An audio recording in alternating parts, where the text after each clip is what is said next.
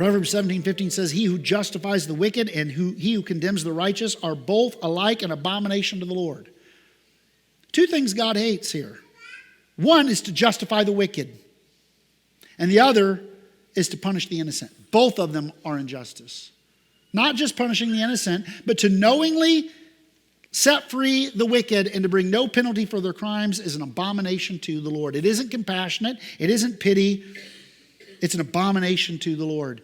When they release Barabbas, it is an abomination just like the crucifying of the innocent. Not in degree, of course. To attempt to murder the God-man is indeed the most serious crime that's ever been committed. It's an encapsulation of all crimes, of all of humanity and all of time. But it's not just the punishment of the innocent. Pilate had a duty to put to death Barabbas. He had a duty to deal with Barabbas according to what his crimes deserved. Verse 20 says, now the chief priests and the elders persuaded the crowd to ask for Barabbas and to destroy Jesus. Again, look at the culpability here. Who do you have involved? The chief priest and the elders and the crowd. The people, the priests, and the elders. All the same groups as in Deuteronomy 21. The governor again said to them, which of the two do you want me to release for you? And they said, Barabbas.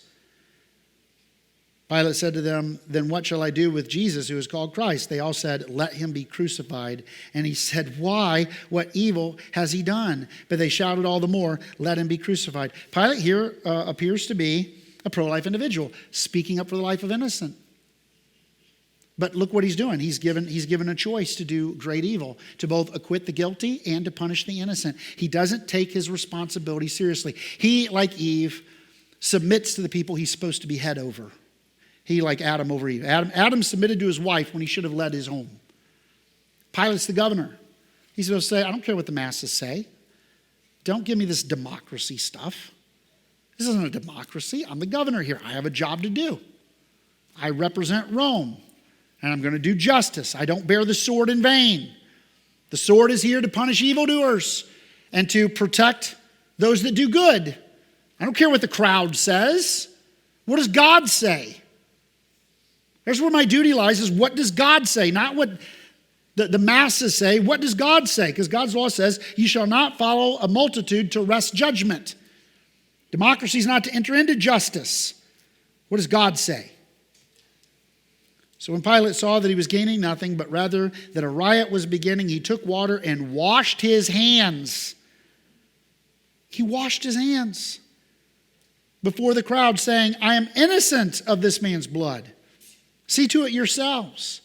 And all the people answered, his blood be upon us and on our children. Then he released for them Barabbas, having scourged Jesus, delivered him to be crucified. So it's kind of like the little ceremony that was used in Deuteronomy 21 to say, we didn't know about it, we didn't see it, we're not participants. God, see, we are clean from this. Pilate takes that and he tries to hijack it and say, well, I've washed my hands. It's not my fault. You can't do that. You can't just say, well, I ask God to forgive me and I'm just going to lawlessly do what I want to do. No, he's culpable. He's guilty. And the people said, this phrase, his blood be on us and on our children.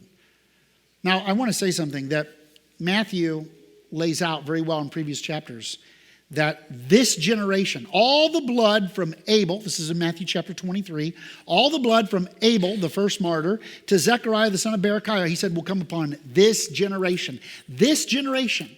Not a future generation, not the race of the Jews, but this generation. And exactly 40 years later, exactly a generation later, the Romans come and they destroy Jerusalem.